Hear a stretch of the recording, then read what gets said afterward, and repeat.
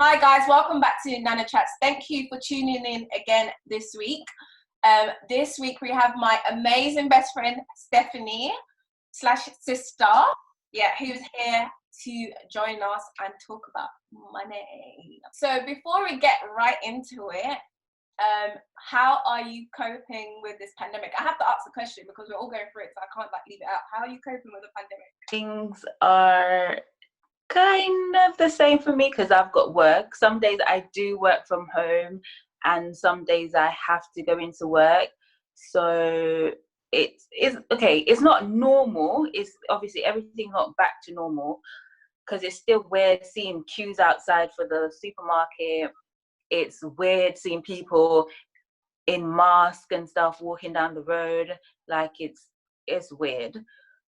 But I'm coping okay. I think I know my faith is getting me through. So I think that's why I'm in a positive space, or my spirit is uplifted because of my faith. You celebrated your birthday last week. How was it to celebrate it in quarantine? Because you always do something. So whether we're doing, I don't know, last year we went away. I don't know what we did the year before, but you usually do something. So how did it feel to celebrate your birthday in the quarantine? Because it's just different.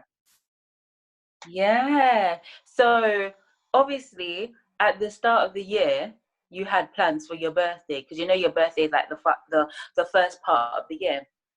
So I'm like, okay, I can do this. I want to go to this restaurant and stuff like that. And then when obviously March, it was like shutdown time and things started to get a bit more serious.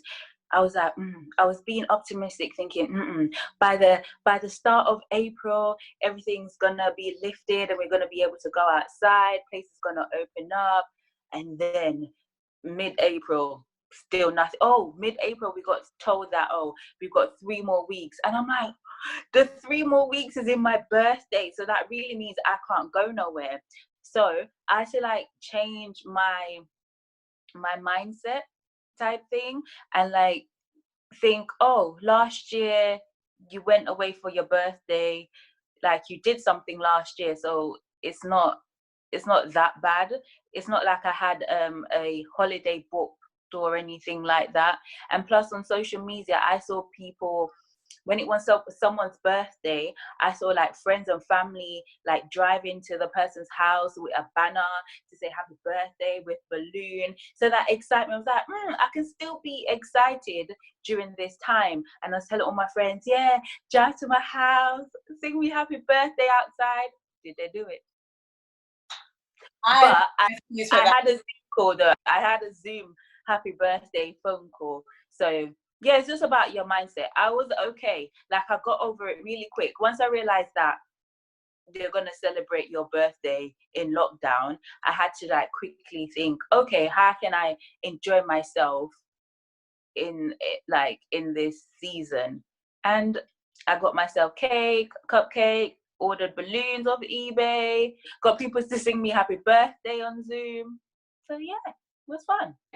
Let's get into the real questions. So as you all know, we're talking about money. And just wanted to ask Stephanie a few questions about how she spends her money, what she does with her money, if she has any tips for us, how it is spending money in marriage, so on and so forth. The first question is, how do you manage money generally? Are you a spender or are you a saver? I would say I am a saver.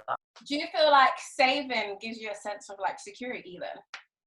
I definitely think that is inbuilt in you. You grow up, and maybe from childhood actually, because you feel like I want to be able to know that I've got something. So if anything was going to happen, because around you might see people struggling, or they might say, I've got no savings. If I had the savings, then when this situation happened, I would have had money to help with it. So they said, if I had savings. So then when you hear that, you think to yourself, okay, they're saying if they had the savings, they could have done X, Y, and Z. So I'm thinking, yeah, I'm going to have savings. So when X, Y, and Z comes up, I have the money to take care of it. So, and it's not and not so much security. It's good to save, but part I think partly I feel like anything can happen at any time.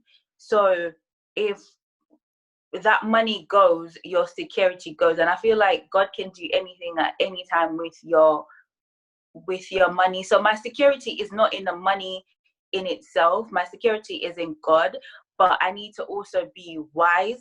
So that's why I save. So the example that I gave of if X, Y, and Z happens, God has given me wisdom to save, to take care of the X, Y, and Z. But my security is not in the money itself. Yeah. I like that answer actually, because I feel like personally, it definitely, I don't have, I definitely find some sort of security in money. I won't lie. Definitely my security should be more in God. But I do feel like there's a part of me that's like, God, I do trust you, but I just need, at least if I have like £100 here, I know you're going to do this, but it's so true. There's no point having your trust in money, because that money, anything can happen. You could have credit crunch again and the banks will be giving you your money. So if the economy goes down, if investments go down and your money's in the bank, the money's gone, really, if that happens. So really, there's no point having faith in your money. But yeah, you actually went straight into my next question. I was going to ask, how did you use money growing up? Has it been the same, or have you learned any lessons along the way? Wasn't like a well-off rich, but I think I start seeing money when I started to go to college, and I used to get EMA. So once I used to start, I started receiving EMA for going college and stuff. I then had like, what was it, £30 back then. I now had money to maybe go to like a Risky, to buy. I know, right? A Risky. Was it Risky? Yeah, it was Risky. Yeah. Risky to buy like the Stratford one in the little corner. Yeah. Risky to buy like tops, like £5 tops. And where else did we used to go to? Like, we used to find places that we can buy stuff like for £5-10, and so we can look good going to college, or coordinate, get dressed up to go to college and stuff. So I think my money habit started then, and then I got a job in Primark, and obviously I used to spend my money within Primark. So I get paid by Primark and still went shopping in Primark. So they took my money back basically.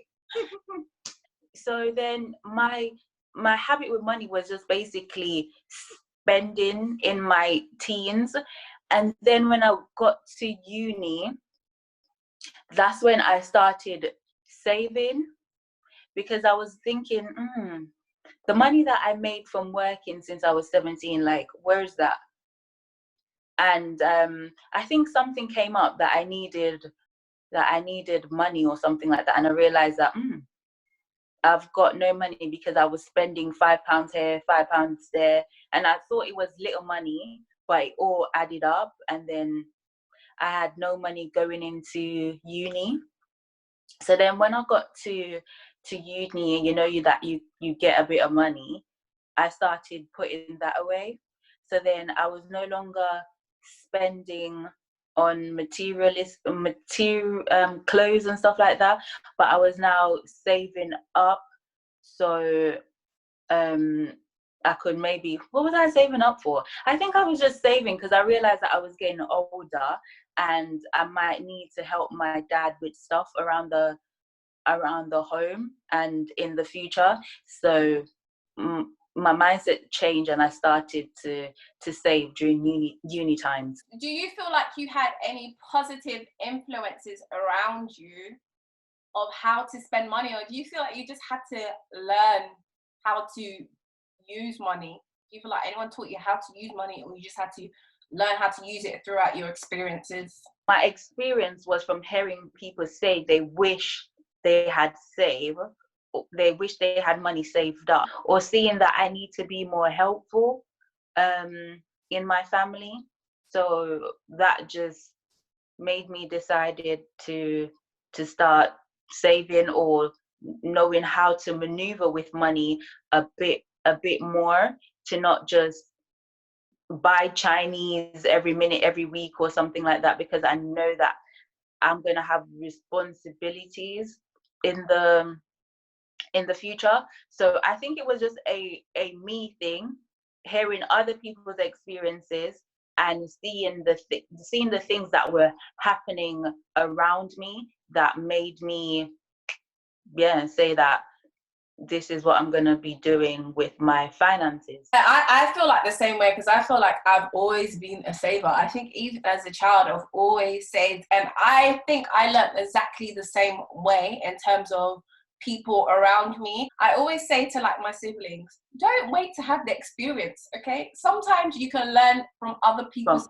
experiences and not necessarily have to go through it. So I think, again, just like you, seeing people around me who might be struggling and stuff, I was like, I don't want to struggle in life. And if there's a way that I don't have to struggle, then, and if that includes saving, then maybe I need to save a little aside for a rainy day, God forbid. But just in case, let me save something aside. So you've let us know how you spend money by yourself before. And oh yeah, if you don't know, girls, she's been married for a while now, from 2016. Yeah, she's living her best life. It's 17. Oh, sorry, 2017. Sorry. That's when Nathaniel was born, 2017. Yeah, so she's been living her best life since then. How is it spending money in marriage? Did you find it challenging when you first got married? Or like, what's your money? Like, my money's my money, your money's my money, you know, all that kind of stuff. Did you find it challenging? For the wedding, you guys have to have money to pay for stuff. So we had to come together to decide, because we had to pay for the wedding. We were looking to purchase a home together, and with purchasing a home as well, then there comes with, you have to put stuff in that home as well. So wedding, home, things for the home. So we had to decide like how are we gonna do this type thing. So we looked at his income, we looked at my income, and our savings, and they were like, okay, so this is what we got now. So should we do like a joint account thing, and then put some money into that joint account, and then the joint account money we can put towards the home and the things within the home. So I still had a bit, not really, I'd say a little bit of my own money, like in my own savings and my own account, just a little bit. So spending became a both of us thing, or a two-person thing, not a me thing anymore. So that's how our finances, well, my finances changed in becoming married, because now whatever money I have is not just for me anymore, it's for us and our future. So then my money definitely changed. But how did you feel though? Did you feel like, I don't want to share because I've been using my money all my life and now I have to share with you? Or were you just like, oh, this is cool, like I don't mind, it's something I have to do? For the wedding, I didn't mind because it's something that we had to do. For the home, I didn't mind, it's something we had to do. And for the things within the home, I didn't mind because I want my house to look nice and I want to have nice things. So it was kind of still for me, because obviously Colin didn't really much care about having fancy furniture like that. Like, he was like, oh, why can't we get this one? I'm like, no, I don't want this one, I want that one. And that might be like an extra £100. So I didn't feel like it was challenging. And plus, now being married as well, we still do the whole joint account thing. This is the money that we're putting together for the mortgage, whatever extra bills we have to pay for going out. But then I still have a bit of money for myself in my savings, for buying clothes, for beauty stuff, for saving, and also for giving to our families. You put money in a pot for your bills in XYZ. Do you do that by percentage, or you just do it randomly in terms of how much your bills cost in general? It's not random, so we have to do a set amount. So we look at how much the bills are, and then whoever's earning the most put the most put the most in. See, if the one person's earning more, they might put £200 more, £300 more. It's just whatever you guys work out, because I don't feel like the person that earns less should necessarily put in the same amount, because that person also needs to buy their own things, and plus they might have family that they have to be helping and stuff. And I guess it's just communication. Babe, this month I won't be able to put in as much as last month because this person has asked me to help with this. So I don't know, communicating about those things. Growing up, right, I heard a lot of let me just say Africans or black people, basically, or black women, just saying, you just have to make sure you stash some secret money like in the side, and your husband doesn't have to know about it, because, you know, for all sorts of reasons. And I don't know if it's just the way they were taught by their parents or their parents' parents, or how they grew up about always having to put secret stash that, you know, they shouldn't know about. But being married as well, I know that those kind of things cause arguments and can be like, money is one of the biggest causes of divorce. So did you get that kind of advice from anyone? And do you have any conflicts about money? Obviously, they touch on finances during our marriage counseling in church and stuff like that, and they gave their own personal experiences from finances, so about how to deal with finance in the home and stuff. And I think we from that, and obviously we had other married couples around us, and we listened to things online about how to deal with finances, because as you said, money between anyone, even you and your friend, you and your family member, can be an issue sometimes. Like, are you going to give me back my money? How much money do you need for this? Or just different things. Money can be very troublesome. Yeah. So with us, we try to be as open as possible. We know when each other's getting paid. We know each other's salary. We know when somebody's getting extra, a bonus. Those things, we communicate that, because we know that it will help our future. It will help us, like, we want to get another home, we want to do these things. Like, we're just open and communicate. If I've got this much in my savings, I still say, because if we're going on holiday and stuff, and I haven't got enough spending money, I might need you to give me some spending money, and he's okay with that. I think it's just being open. We haven't had any issues with our finances at the moment. Maybe if anything is me spending on eBay when I could really be saving that £20, me doing extra stuff when I could really be saving it.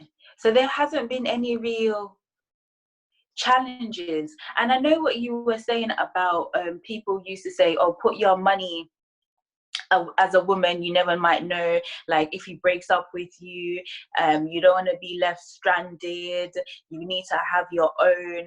I get that mentality, but I feel like, I'm not being naive, but I feel like my marriage ain't going nowhere.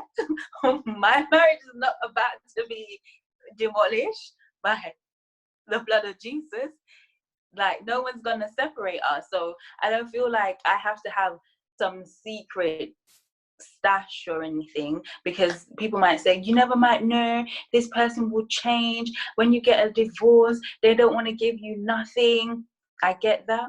I have somebody that's close to me that's going through that, but I just feel secure that I can communicate and I don't have to hide and stash money away type thing. Like, no, I don't feel like I have to hide and stash money away for just in case something happened to our relationship. Yeah, I think Hopefully it's important to be open. I think what we bicker about is more like, I don't understand why you need to spend £500 on this. Like, we can get one for £100.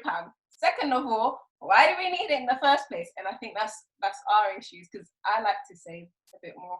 I know that Nyasha disagrees with what I say sometimes, but he says we're on the same page. But I'm like, no, because you're spending like £100 on this. Why you spend £100? So that's the kind of stuff that we bicker about. But yeah, I agree that it's important to be open, because if you're open, what else have you got to argue about? Because you know how much money you both have. What's the point of hiding it? You're just going to cause more issues. And another thing, actually, since you mentioned yours, it just made me think, maybe holidays. Like, I'm always saying, babe, I've seen this person on Instagram. They went to Bora Bora. They went to Hawaii. Why can't we go? I want to go on holiday. I want to go now. Let's go at the end of the year. Let's go. Yeah, let's just go, because I've seen it and I want to go. And he's like, but we're saving. It's either we spend that grand or more going on holiday, and then when we come back we still have bills and we still have the home to sort out, and then it's going to take us an extra few months to get where we want to get, because you want to go to holiday because you've seen it on social media. So I think that's it. The fact that I'm impulsive in terms of, if I see something and somebody going on holiday, I'm like, oh, I want to go on a trip now. And he's like, what's more important right now? Going on that trip or saving for our future? And I'm like, sometimes I'm like, why can't we have it both? I want both. I want to go away and I want to save. We can have it both, which we can. God will give us both, but maybe not right now, but the Lord will give us both. Amen. In Jesus' name.